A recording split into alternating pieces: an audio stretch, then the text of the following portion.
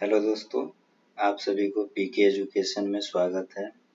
आज हम लोग भारत की नदियाँ लेके आए हैं, जिसमें से हम लोग देखेंगे सिंधु नदी तंत्र, उसके बाद गंगा नदी तंत्र, उसके बाद ब्रह्मपुत्र नदी तंत्र देखने वाले हैं। इस वीडियो में यही सब देखेंगे कि नदी कहाँ से निकलती है, कहाँ कौन कौन राज्य में जाती है और इसकी सहायक नदी कौन कौन सी है, यही सब इस वीडियो में देखने वाले हैं। चलिए देखते हैं। सबसे पहले नदी के बारे में जानने की कोशिश करते हैं। नदी आखिर है क्या? मुख्य नदी किसे कहते हैं? यह किसी पर्वत, ग्लेशियर या झील से निकलती है और ढाल के अनुरूप बहती है और मार्ग में बहुत गहरी होती है। मुख्य नदी किसे कहते हैं? जो ग्लेशियर या झील से निकलती है और इसकी जो मार्ग होता है ये बहुत गहरी होती है, इसे मुख्य नदी कहते हैं। और सहायक नदी किसे कहते हैं? सहायक नदी उसे कहते हैं जो मुख्य नदी में आकर मिलते हैं, उसे सहायक नदी कहते हैं। ये जो है मुख्य नदी के तुलना में कुछ कम गहरा होता है। नदी तंत्र क्या होता है? नदी तंत्र उसे कहते हैं जो मुख्य नदी और प्लस सहायक नदी, ये दोनों मिला के जो बनता है उसे नदी तंत्र कहते हैं। मुख्य नदी तथा उसके सहायक नदी को मिलाकर नदी तंत्र बनता है। बेसिन या द्रोणी क्या है? यह किसी नदी तंत्र द्वारा जहां तक सिंचाई किया जाता है उसे द्रोणी कहते हैं। ये नदी के द्वारा सिंचाई जहां तक किया जाता है उसे द्रोणी कहते हैं। सबसे बड़ा बेसिन किस नदी का है? यह सबसे ज्यादा किस नदी से सिंचाई किया जाता है? सबसे ज्यादा हो जाता है इसमें गंगा, उसके बाद आ जाता है सिंधु, गोदावरी, कृष्णा, ब्रह्मपुत्र, महानदी और नर्मदा। ये सभी जो है सबसे बड़ा बेसिन है। जल विभाजक किसे कहते हैं? तो जल विभाजक दो नदी तंत्र के जल को अलग अलग करने वाले वह उठा हुआ क्षेत्र जो जल विभाजक कहलाता है। जैसे सपोर्टेड देख लीजिए, ये नदी हुआ और बीच में कोई अवरोधक उठा हुआ भाग आ गया, तो ये नदी बह रही है तो ये अपनी दिशा बदल लेगी, ये इधर आ जाएगी। तो ये नदी बह रही है और दो दिशा में बहने लगी, इसको कहते हैं जल विभाजक। हिमालय की नदी किसे कहते हैं? हिमालय की नदियां देख लेते हैं। हिमालय से निकलने वाली नदियां 12मासी होती है, क्योंकि इन नदियों को जल की प्राप्ति हिम से पिघलने तथा वर्षा दोनों से होती है। 12मासी नदी उसे कहते हैं जो 12 मास जल उससे निकलते रहता है, बहते रहता है, उसे 12मासी कहते हैं। और इस नदी को जल की प्राप्ति हिम से या वर्षा से दोनों से होती है। हिमालय की नदियां पूर्ववर्ती नदियों के उदाहरण है। हिमालय की नदियां जो है पूर्ववर्ती नदियों के उदाहरण है, क्योंकि यह हिमालय की उत्पत्ति से पूर्व प्रवाहित होने वाली नदियां हैं। निम्नलिखित में से जैसे देख लीजिए गंगा, उसके बाद सिंधु, ब्रह्मपुत्र, ये सभी जो है ये हिमालय से पहले नदी बह रही थी। हिमालय की नदियों को 3 प्रमुख तंत्रों में विभाजित किया गया है। हिमालय के जो नदी है जो 3 प्रमुख तंत्रों में विभाजित किया गया है, तो देख लेते हैं कौन कौन सी ये 3 तंत्र है। जैसे पहला हो गया सिंधु, दूसरा गंगा और तीसरा ब्रह्मपुत्र। तो सिंधु के बारे में डिटेल से आगे देखेंगे। जैसे सिंधु की सहायक नदी जैसे सिंधु प्लस पंचनद में जैसे आ गया झेलम, चिनाब, रावी, ब्यास और सतलज। ये सभी जो नदी है ये पंचनद है जो सिंधु की सहायक नदी है। गंगा को देख लेते हैं, गंगा, यमुना, रामगंगा, गोमती, गंडक, कोशी, सोन, चंबल, बेतवा, दामोदर, ये सभी गंगा की है। और ब्रह्मपुत्र को देख लेते हैं, दिहांग, तीस्ता, धनसिरी, मानस, संकोश, सुबनसिरी, बराक नदी, ये सभी ब्रह्मपुत्र का है। तो देखते हैं एक एक चीज, एक एक नदी देखते हैं। सबसे पहले सिंधु नदी देख लेते हैं। सिंधु नदी तंत्र। सिंधु नदी तंत्र विश्व के विशालतम नदी तंत्र में से एक है। इस अपवाह तंत्र के अंतर्गत सिंधु एवं उसकी सहायक नदी जैसे झेलम, चिनाब, रावी, ब्यास, सतलज सम्मिलित है। सिंधु नदी तंत्र। सिंधु नदी तंत्र को मैप के थ्रू देख लेते हैं। जैसे सिंधु नदी तंत्र हो गया, ये रहा सिंधु नदी। मानसरोवर झील के निकट बोखरचू हिमनद से सिंधु नदी निकलती है और यहाँ से होते हुए लद्दाख में जब प्रवेश करती है भारत में, तो दामचौक स्थान से भारत में प्रवेश करती है और लद्दाख स्टेट में, और यहाँ से निकलते हुए भारत होते हुए चिलासा स्थान के बाद पाकिस्तान में एंट्री कर जाती है सिंधु नदी। उसके बाद यहाँ से निकलते हुए अरब सागर में गिरने से पहले चिनाब नदी के साथ संगम होता है। मिठान कोट के स्थान पे चिनाब नदी के साथ सिंधु नदी मिलती है। उसके बाद ये अरब सागर में गिर जाती है। तो कहाँ से उद्गम हुआ? तो मानसरोवर झील के बोखरचू हिमानी से सिंधु नदी का उद्गम हुआ। उसके बाद ये भारत में एंट्री करती है दामचौक स्थान से।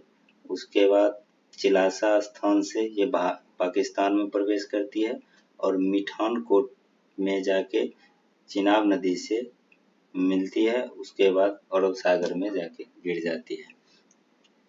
जैसे झेलम नदी हो गया, ये नदी झेलम हो गया। तो झेलम के देख लेते हैं। झेलम जो है पीर पंजाल गिरिपद के बेरीनाग झरना से शेषनाग झील के निकट झेलम नदी का उद्गम होता है और ये आगे चल के जाके चिनाब नदी में मिल जाता है। झेलम नदी का उद्गम स्थल शेषनाग झील से उद्गम होता है और चिनाब नदी में मिल जाता है। और चिनाब नदी का जो है, चिनाब नदी ये रहा, ये जाके सिंधु नदी में मिल जाती है। रावी नदी ये रहा, चिनाब नदी में जाके मिल जाती है। और ब्यास जो ये है, ये जाके चिनाब नदी में मिल जाता है। और सतलज जो है, सतलज भी जाके ब्यास नदी में मिल जाती है। तो सिंधु नदी तंत्र देख लेते हैं। सिंधु नदी तिब्बत में मानसरोवर झील के निकट बोखरचू ग्लेशियर से निकलती है और सिंधु नदी को तिब्बत में सिंगी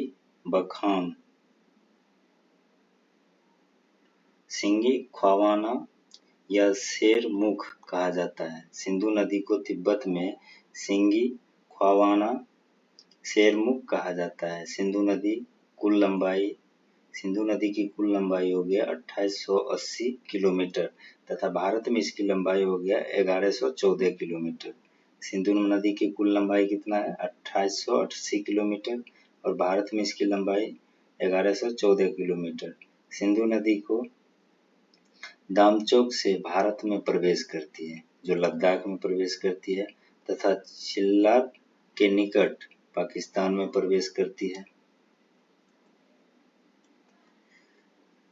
सिंधु नदी लद्दाख जास्कर श्रेणी के बीच प्रवाहित होती है। सिंधु नदी जो है लद्दाख और जास्कर के श्रेणी के बीच प्रवाहित होती है। जैसे देख लीजिए, यहाँ हो गया लद्दाख, यहाँ हो गया जास्कर, ये दोनों के बीच में सिंधु नदी प्रवाहित होता है। और सिंधु नदी बुंजी नामक स्थान पर भारत के सबसे गहरे गोर्ज का निर्माण करती है। सिंधु नदी जो है बुंजी नामक स्थान पर भारत के सबसे गहरे गोर्ज का निर्माण करता है। सिंधु नदी कराची के निकट अरब सागर में डेल्टा बनाती है कराची कहाँ है? कराची जो है पाकिस्तान में है। सिंधु नदी जो है कराची के निकट अरब सागर में डेल्टा का निर्माण करता है। सिंधु नदी के दाएं तट पर लेह शहर अवस्थित है। दाहिने तट पर कौन सा शहर स्थित है? तो लेह शहर स्थित है। सिंधु नदी किस किस के बीच से निकलती है? तो लद्दाख और जास्कर के बीच से निकलती है सिंधु नदी। और सिंधु नदी की सहायक नदी जैसे हो गया जास्कर, श्योक, गिलगिट, हुंजा, नुब्रा, सीगर, गेसिंग, द्रास, सतलज, चिनाब, रावी, ब्यास, झेलम, ये सभी जो है सिंधु नदी की सहायक नदी है। नोट में देख लेते हैं, सिंधु जल समझौता कब हुआ था? तो 1960 में। बहुत बार पूछा गया प्रश्न है। सिंधु नदी जल समझौता जो है विवाद कब हुआ था? तो 1960 में। किसके किसके बीच? तो भारत और पाकिस्तान के बीच सिंधु जल समझौता हुआ था। कब हुआ था? तो 1960 में। इस समझौते के तहत भारत सिंधु नदी तंत्र का केवल 20% जो है जल उपयोग करता है। भारत जो है सिंधु नदी का जल 20% उपयोग करता है, बाकी पाकिस्तान में चला जाता है। झेलम नदी अब देख लेते हैं। झेलम या बितास्ता नदी। झेलम नदी कश्मीर घाटी के दक्षिणी पूर्वी भाग में पीर पंजाल गिरिपद में स्थित वेरीनाग झरने के समीप शेषनाग झील से निकलती है। झेलम नदी जो है जम्मू कश्मीर घाटी के दक्षिणी पूर्वी भाग में पीर पंजाल गिरिपद में स्थित वेरीनाग झरने के समीप शेषनाग झील से निकलती है। भारत की सबसे बड़ी मीठे पानी की झील जो है बुलर झील है, जो इसी नदी के तट पर स्थित है। भारत की सबसे मीठे पानी की झील बुलर झील, जो इसी नदी के तट पर स्थित है। श्रीनगर शहर इसी नदी के तट पे है। श्रीनगर शहर जो है झेलम नदी के तट पर स्थित है। यहाँ नदी में शिकारा या बजड़े चलाए जाते हैं। झेलम नदी कश्मीर घाटी का निर्माण करती है। झेलम नदी जो है कश्मीर घाटी का निर्माण करते हैं। झेलम नदी अनंतनाग से बारामुल्ला तक नौका गम्य नदी है। झेलम नदी अनंतनाग से बारामुल्ला तक नौका गम्य नदी है। किशन गंगा इसकी सहायक नदी है। किशन गंगा जो है झेलम की सहायक नदी है। झेलम नदी मुजफ्फराबाद से मंगला तक भारत पाकिस्तान सीमा के लगभग समांतर प्रवाहित होती है। एक तरह से मानिए झेलम नदी जो है भारत पाकिस्तान के सीमा पे बहती है। तुलबुल तथा उड़ी परियोजना। तुलबुल तथा उड़ी परियोजना जो जम्मू कश्मीर में झेलम नदी के तट पर है।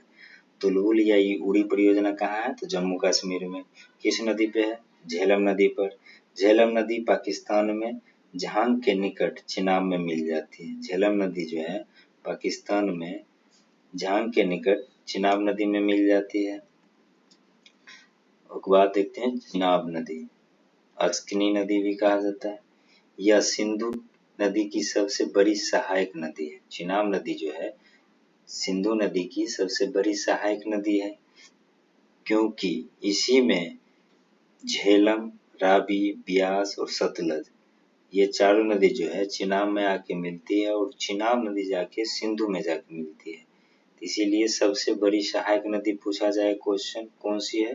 चिनाब नदी है। चिनाब नदी बारालाचला दर्रे से चंद्र और भागा नदी के संयुक्त रूप से निकलती है। चिनाब नदी को हिमाचल प्रदेश में चंद्रभागा कहा जाता है। चिनाब नदी को हिमाचल प्रदेश में चंद्रभागा कहा जाता है। भारत में चिनाब नदी की लंबाई 1180 किलोमीटर तथा पीर पंजाल श्रेणी में गहरे गोर्ज का निर्माण करती है। कौन सी नदी? चिनाब नदी। चिनाब नदी के भारत में सबसे ज्यादा लंबाई कितना है? 1180 किलोमीटर तथा पीर पंजाल श्रेणी में गहरे गोर्ज का निर्माण करता है। चिनाब नदी पाकिस्तान में अखनूर के निकट मैदानी भाग में प्रवेश करती है। चिनाब नदी जो है पाकिस्तान में अखनूर के निकट मैदानी भाग में प्रवेश करती है। पाकिस्तान में यह नदी मिठानकोट नामक स्थान पर सिंधु नदी में जाके मिल जाती है। पाकिस्तान में यह नदी कहाँ पे मिलती है? तो मिठानकोट नामक स्थान पे जाके चिनाब नदी सिंधु नदी से मिल जाती है। बगलिहार, किश्तवाड़, सलाल, दुलहस्ती ये सभी परियोजना जो है चिनाब नदी पर स्थित है। कौन कौन सी परियोजना है? तो बगलिहार, किश्तवाड़, सलार, दुलहस्ती परियोजना ये सभी चिनाब नदी पर स्थित है।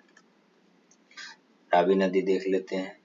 रावी या पुरुषनी नदी इसे कहा जाता है। यह पंचनद में सबसे छोटा है। पंचनद में कौन कौन सी नदी है? तो झेलम, चिनाब, रावी, ब्यास, सतलज ये सभी पंचनद में से सबसे छोटा ब्यास रावी नदी है। रावी नदी हिमाचल प्रदेश में रोहतांग दर्रा से निकलकर पाकिस्तान में सराय सिंधु के निकट चिनाब में मिल जाती है। रावी नदी कहाँ से निकलता है? तो रोहतांग दर्रा से निकलकर कहाँ जाकर मिलता है? तो पाकिस्तान में सराय सिंधु के निकट चिनाब में मिल जाता है। रावी नदी की कुल लंबाई 725 किलोमीटर है। रावी नदी की कितनी लंबाई है? 725 किलोमीटर। हड़प्पा जो सभ्यता है ये रावी नदी के तट पर ही स्थित है। हड़प्पा सभ्यता किस नदी के तट पर है? रावी नदी के। चमेरा तथा थीम रंजीत सागर परियोजना इसी नदी पर स्थित है। लाहौर शहर रावी नदी के तट पर स्थित है। लाहौर शहर जो है रावी नदी के तट पर स्थित है।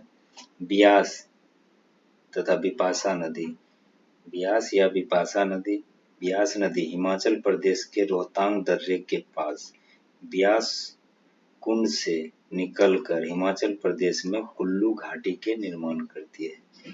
ब्यास नदी कहाँ से निकलती है? हिमाचल प्रदेश के रोहतांग दर्रे के पास ब्यास कुंड से निकलकर हिमाचल प्रदेश में कुल्लू घाटी का निर्माण करती है। पोंग बांध हिमाचल प्रदेश में ब्यास नदी पर बना हुआ है। पोंग बांध कहाँ बना हुआ है? हिमाचल प्रदेश में ब्यास नदी पे पोंग बांध बना हुआ है। यह नदी पंजाब के हरिके नामक स्थान पर सतलज नदी में जाके मिल जाता है, जहां पर हरिके बैराज बांध का निर्माण होता है। ब्यास नदी जो है पंजाब के हरिके नामक स्थान पर सतलज नदी में जाके मिल जाता है, जहां पर हरिके बैराज बांध का निर्माण होता है।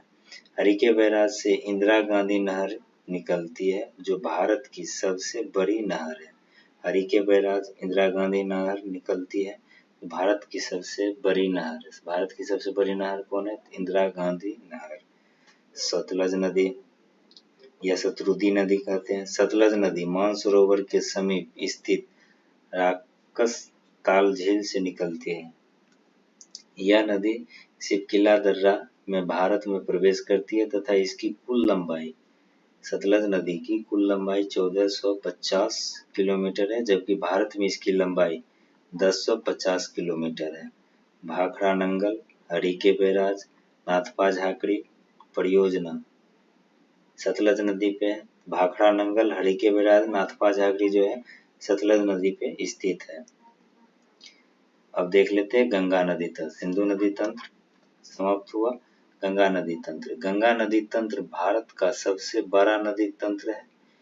इस नदी तंत्र की प्रमुख नदियां इस प्रकार है। तो गंगा नदी तंत्र देख लेते हैं। गंगा नदी तंत्र संतोपथ हिमानी से निकली अलकनंदा, संतोपथ हिमानी से निकली अलकनंदा और गंगोत्री हिमनद से निकली भागीरथी।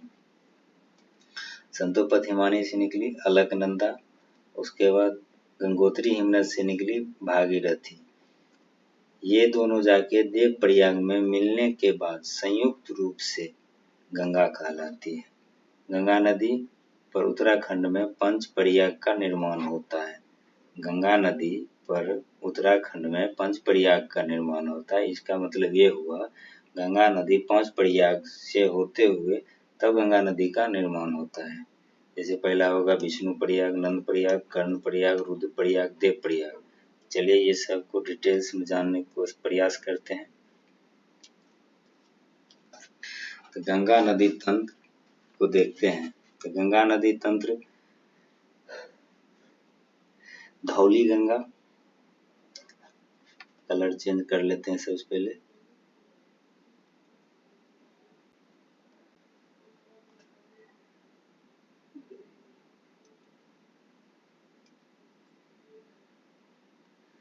धौली गंगा और विष्णु गंगा, ये दोनों मिलते हैं विष्णु प्रयाग में। धौली गंगा प्लस विष्णु गंगा, धौली गंगा विष्णु गंगा दोनों मिलके विष्णु प्रयाग में मिलते हैं। विष्णु प्रयाग में मिलते हैं और यहाँ बनते हैं अलकनंदा। अलकनंदा आगे निकलता है, आगे निकलने के बाद नंदाग्नि आके मिल जाता है अलकनंदा में। कहाँ पे मिलता है नंदाग्नि? नंद प्रयाग में। उसके बाद फिर आगे निकलता है अलकनंदा, फिर कर्ण प्रयाग में आके पिंडार नदी मिलती है। अलकनंदा में जाके कर्ण प्रयाग में अलकनंदा जब पहुंचती है तो पिंडार नदी आके अलकनंदा में मिलती है। कहाँ मिलती है? कर्ण प्रयाग में।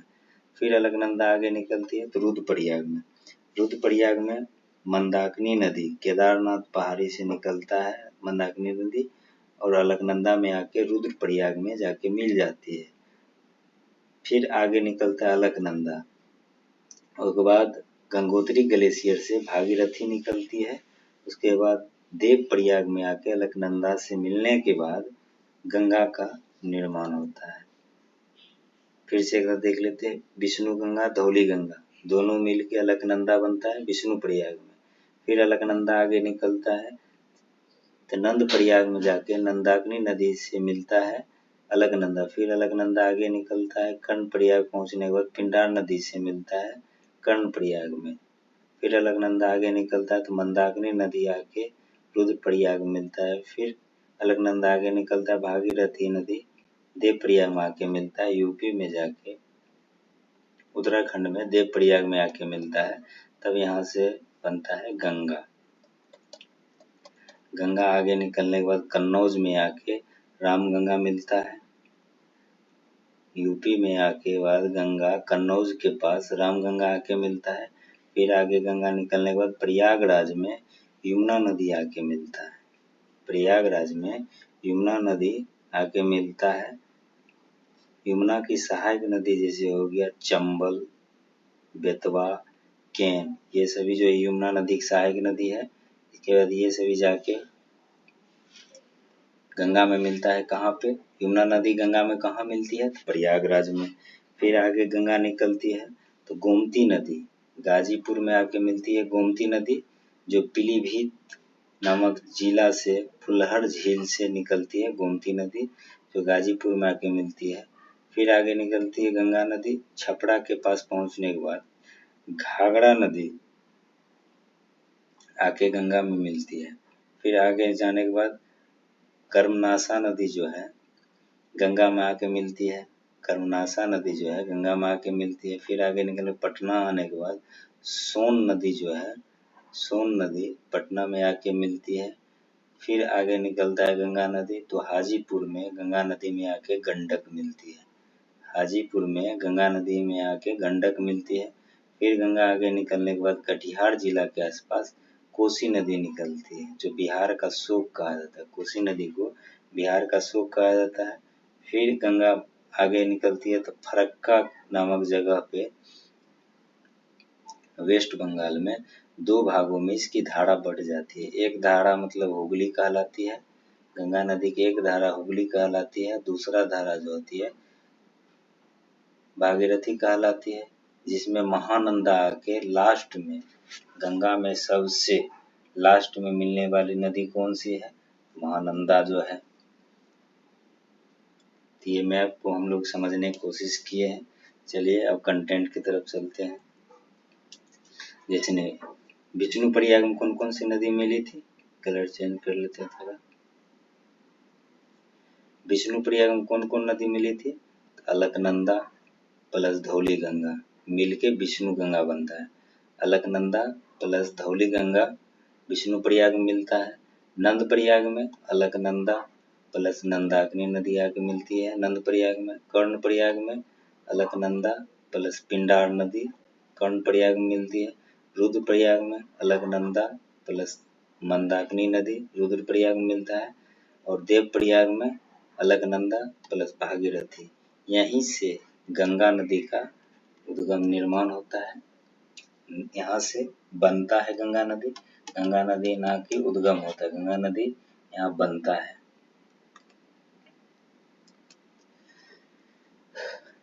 गंगा नदी भारत की सबसे बड़ी तथा सबसे लंबी नदी है तथा हरिद्वार में गंगा नदी गंगा मैदान भाग में प्रवेश करती है। गंगा जो है मैदानी भाग में प्रवेश करती है, कहाँ पे?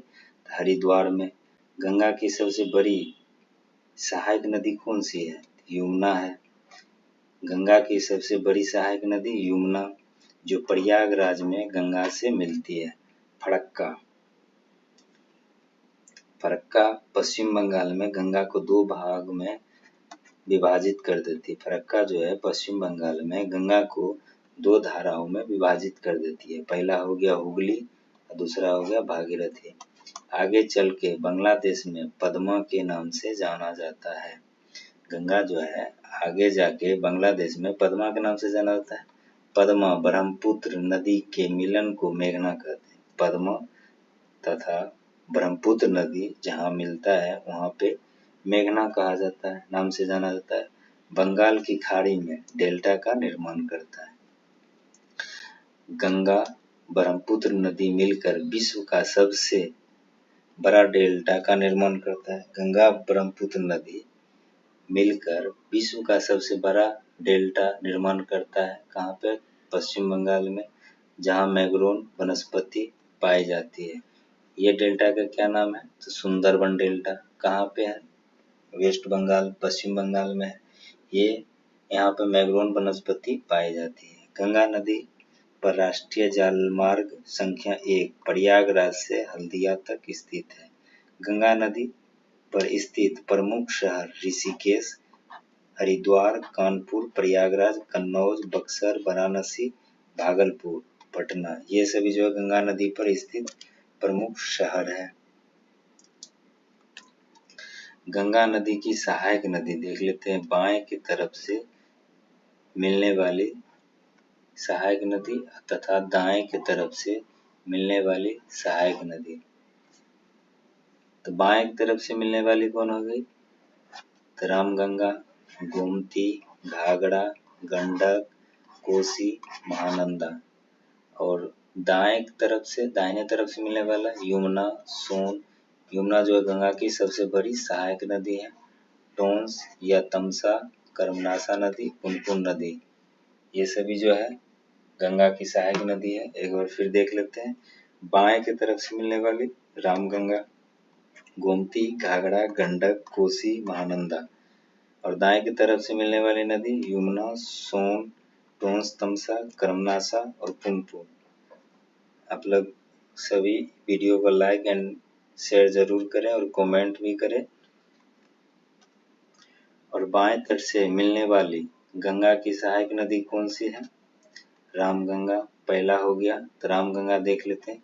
रामगंगा नदी कुमाऊं हिमालय से स्थित गढ़वाल की पहाड़ी से निकलती है। रामगंगा नदी जो है कुमाऊं हिमालय में स्थित गढ़वाल की पहाड़ी से निकलती है। इसी नदी के तट पर स्थित जिम कॉर्बेट नेशनल पार्क स्थित है। कहाँ पे? उत्तराखंड में। जिम कॉर्बेट नेशनल पार्क कहाँ स्थित है? तो उत्तराखंड में है। कौन सी नदी पे स्थित है? रामगंगा नदी पे। रामगंगा नदी जल परियोजना उत्तराखंड में स्थित है। यह नदी कन्नौज के निकट गंगा में मिलती है। यूपी में जाके कन्नौज के समीप गंगा में मिलती है। गोमती नदी उत्तर प्रदेश में पीलीभीत जिले से फुल्हार जिले से निकलती है। गोमती नदी जो है उत्तर प्रदेश के पीलीभीत जिले के फुल्हार झील के निकट फुल्लर झील के से निकलती है। गोमती नदी लखनऊ, जौनपुर से बहती हुई गाजीपुर के निकट गंगा में मिलती है। गोमती नदी कहाँ मिलती है गंगा में? तो गाजीपुर के निकट गंगा में जाके मिल जाती है। घाघरा नदी देख लेते हैं। घाघरा नदी तिब्बत में कैलाश पर्वत के समीप मापचाचुंग हिमनद से निकलती है। घाघरा नदी जो है तिब्बत में कैलाश पर्वत के समीप मापचाचुंग हिमनद से निकलती है। घाघरा नदी बिहार के छपरा के निकट गंगा में मिल जाती है। घाघरा नदी कहाँ पे मिलती है गंगा में? तो छपरा के निकट गंगा में आके मिल जाती है। इसकी प्रमुख सहायक नदी शारदा, काली, सरयू, राप्ती। ये सभी घाघरा की सहायक नदी है। गंडक नदी, गंडक जो है, गंडक नदी धौलागिरी पर्वत एवं एवरेस्ट पर्वत के मध्य नेपाल में स्थित है। गंडक जो है धौलागिरी पर्वत एवरेस्ट पर्वत के मध्य नेपाल में स्थित है। नेपाल में इस नदी को सादानेरा, सालीग्रामी, मैदानी भाग में नारायणी के नाम से जाना जाता है। गंडक नदी सोनपुर में बिहार के निकट गंगा में मिलती है। गंडक जो है सोनपुर में बिहार के निकट गंगा में जाके मिल जाती है। कोसी जो है, कोसी नदी नेपाल के गोसाई धाम पर्वत से निकलती है तथा 7 नदियों से मिलकर बनी यह नदी सप्तकोसी कहलाती है। कोसी को सप्तकोसी के नाम से भी जाने जाते हैं, बिहार के शोक से भी जाना जाता है। यह नदी बिहार के शोक भी कहा जाता है। ये अपनी दिशा मोड़ने में बहुत एक्सपर्ट है, कभी भी इस दिशा में जा रहा है, कभी इस दिशा में चल जाएगा, कभी इधर से मुड़ जाएगा, जिससे बहुत ज्यादा क्षति होता है, जिसके लिए इसे बिहार का शोक कहा जाता है। महानदी, महानदी पश्चिम बंगाल की दार्जिलिंग पहाड़ी से निकलती है। महानदी जो है पश्चिम बंगाल की दार्जिलिंग पहाड़ी से निकलती है। भारत में यह गंगा की बाएं तट की अंतिम सहायक नदी है। भारत में यह गंगा की बाएं तरफ से मिलने वाली सबसे अंतिम सहायक नदी है। यह नदी पश्चिम बंगाल में फरक्का के निकट गंगा में मिलती है। यह नदी जो है पश्चिम बंगाल में फरक्का के निकट सबसे लास्ट में मिलने वाली नदी है, महानदी। बाएं तट से निकलने वाली गंगा नदी सहायक नदी हो गया। बाएं तट से मिलने वाली गंगा की सहायक नदी कौन कौन सी है? तो यमुना नदी उत्तराखंड के उत्तरकाशी जिले में यमुनोत्री हिमनद से निकलती है तथा गंगा की सबसे बड़ी सहायक नदी है। गंगा की सबसे बड़ी सहायक नदी यमुना नदी कहाँ से निकलती है? उत्तराखंड के उत्तरकाशी जिले में यमुनोत्री हिमनद से निकलती है। कहाँ से निकलती है? तो यमुनोत्री हिमनद से। यह नदी प्रयागराज में गंगा नदी में जाके मिल जाती है। इसी नदी पर दिल्ली, मथुरा, आगरा शहर स्थित है। दिल्ली, मथुरा, आगरा किस नदी पर स्थित है? यमुना नदी पर। यमुना नदी की प्रमुख सहायक नदी कौन कौन सी है? चंबल, बेतवा, केन, सिंध इत्यादि, ये सभी जो है यमुना की सहायक नदी है। सोन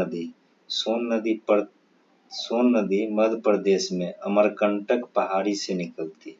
सोन नदी जो है मध्य प्रदेश में अमरकंटक पहाड़ी से निकलती है। इस नदी घाटी में सोन के कारण पाए जाते हैं। इस नदी घाटी में सोन के कण पाए जाते हैं। सोन नदी में सोन के कण पाए जाते हैं, इसीलिए इस नदी को सोन नदी कहा जाता है। यह पटना के समीप दानापुर में गंगा नदी में जाके मिल जाता है। सोन नदी की सहायक नदी कन्हर, रिहांद, उत्तरी कोयल, ये सभी जो है सोन नदी की सहायक नदी है। कर्मनाशा नदी जो है मध्य प्रदेश में त्रिशंकु पहाड़ी से निकलकर बिहार के चौसा के निकट गंगा में मिल जाती है। कर्मनाशा नदी जो है मध्य प्रदेश में त्रिशंकु पहाड़ी से निकलकर बिहार के चौसे नामक स्थान से गंगा नदी में जाके मिल जाती है। नोट देख लेते हैं। हुमायूं एवं शेरशाह सूरी के मध्य जो युद्ध हुआ था बिहार में चौसा का युद्ध जो हुआ था, यही नदी के किनारे हुआ था, कर्मनाशा नदी के किनारे है। अब देख लेते हैं ब्रह्मपुत्र नदी तंत्र। ब्रह्मपुत्र नदी तंत्र में, इस नदी तंत्र में ब्रह्मपुत्र नदी उत्तर पूर्व हिमालय से निकलने अनेक नदियों इस अपवाह तंत्र का हिस्सा है। इस नदी तंत्र में ब्रह्मपुत्र नदी व उत्तर पूर्वी हिमालय की अनेक नदियां इस अपवाह तंत्र का हिस्सा है। जैसे में ब्रह्मपुत्र नदी, तो मैप में देख लेते हैं ब्रह्मपुत्र नदी को। ये रहा ब्रह्मपुत्र नदी, इसका कलर चेंज कर लेते हैं। ये जो है ब्रह्मपुत्र नदी है।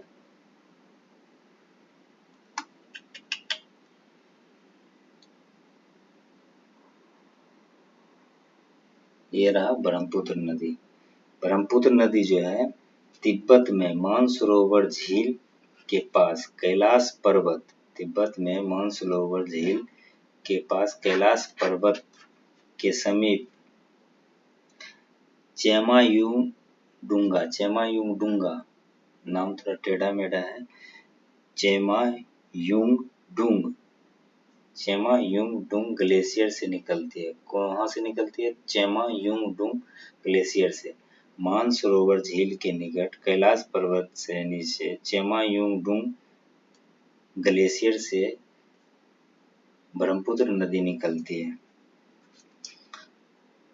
इसे तिब्बत में सांगपो कहा जाता है। ब्रह्मपुत्र नदी को तिब्बत में सांगपो कहा जाता है। उसके बाद तिब्बत में सांगपो कहा जाता है। और अरुणाचल प्रदेश में इसे क्या कहा जाता है?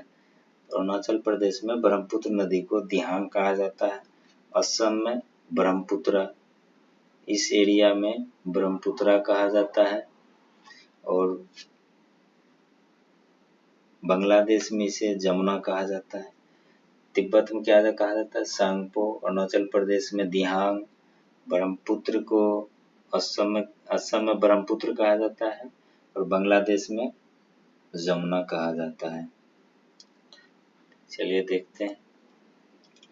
ब्रह्मपुत्र नदी तिब्बत में मानसरोवर झील के पास कैलाश पर्वत के समीप चेमायुंगडुंग ग्लेशियर से निकलती है। इस नदी की कुल लंबाई 2900 किलोमीटर। कलर थोड़ा चेंज कर लेते हैं। ब्रह्मपुत्र नदी की कुल लंबाई जो है 2900 किलोमीटर है। ये भारत की सबसे लंबी, भारत में इसकी सबसे लंबी सीमा जो है 1916 किलोमीटर है, 916 किलोमीटर। इस नदी की कुल लंबाई 2900 किलोमीटर है तथा भारत में इसकी लंबाई कितना है? 916 किलोमीटर। ब्रह्मपुत्र नदी को तिब्बत में यारलंग या सांगपो, अरुणाचल प्रदेश में से दिहांग कहा जाता है, असम में से ब्रह्मपुत्र तथा बांग्लादेश में जमुना के नाम से जाना जाता है। ब्रह्मपुत्र नदी यांगयाप दर्रे से भारत में अरुणाचल प्रदेश राज्य में प्रवेश करता है। ब्रह्मपुत्र नदी जो है भारत में किस दर्रा से प्रवेश करता है? तो यांगयाप दर्रा से भारत में प्रवेश करता है। बहुत बार पूछा हुआ प्रश्न है।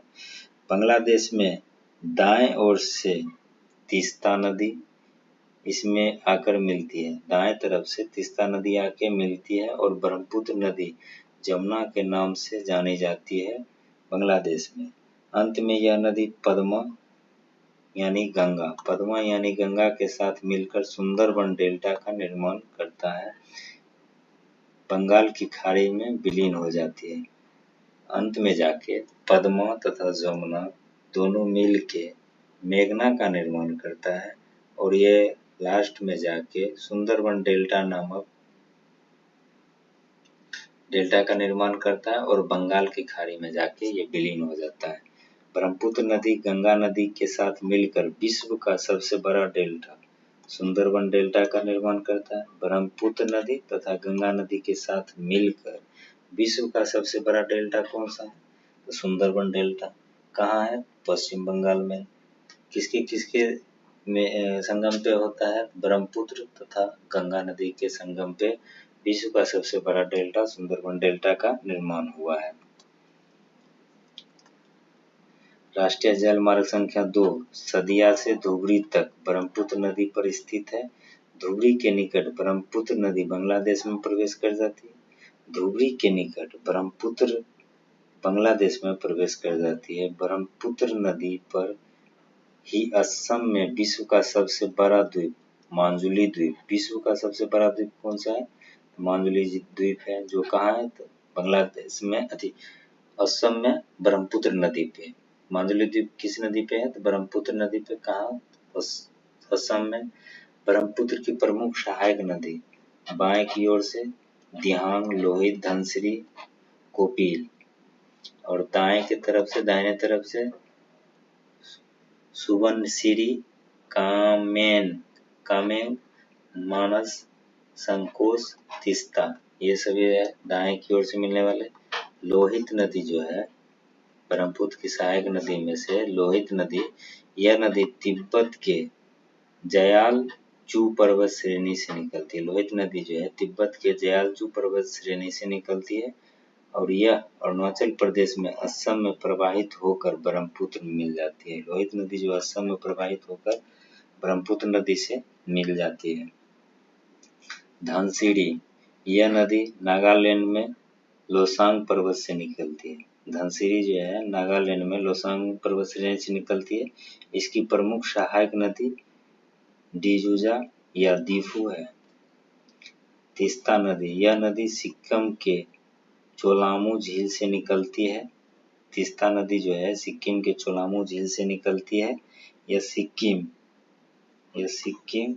पश्चिम बंगाल एवं बांग्लादेश में प्रवाहित होते हुए ब्रह्मपुत्र में जाके मिल जाती है। इसकी प्रमुख सहायक नदी लाचुंग, सिबोग, रांगपो इत्यादि तीस्ता नदी की सहायक नदी है। तो आज का सेशन यहीं पे एंड किया जाता है और कैसा वीडियो लगा जरूर कमेंट कीजिएगा और सब्सक्राइब कर लीजिएगा।